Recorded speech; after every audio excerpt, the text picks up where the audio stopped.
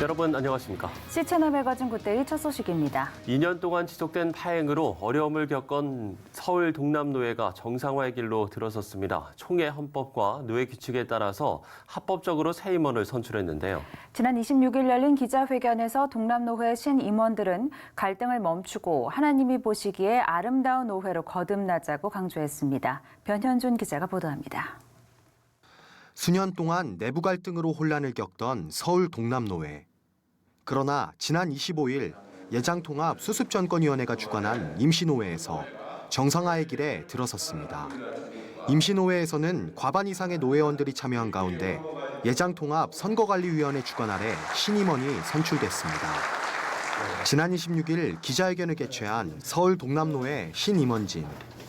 새 노회장으로 선출된 최관섭 목사는 비상식적인 일부 주장으로 큰 어려움을 겪던 노회가 드디어 정상으로 돌아왔다면서 동남노회의 정상화 과정을 따뜻하게 지켜봐달라고 말했습니다.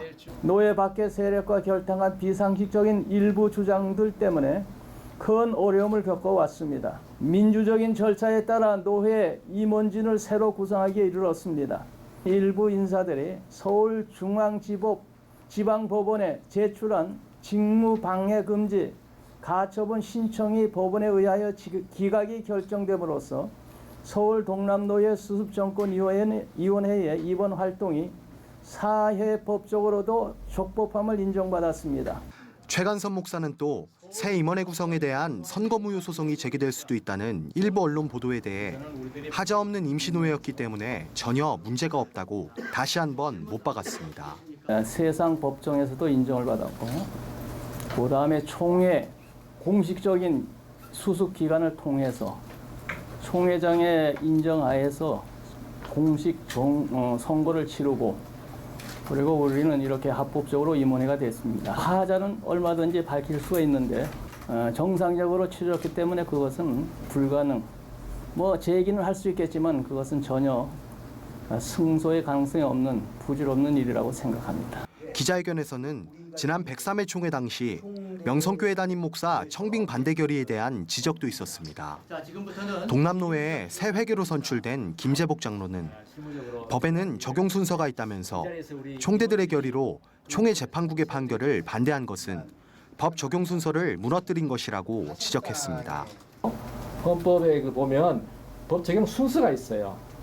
보다는 헌법이 가장 우선이고 그 다음에 헌법 시행 규정이고 총회 규칙이고 그 다음에 노회 규칙이고 그 다음에 총회 결의예요.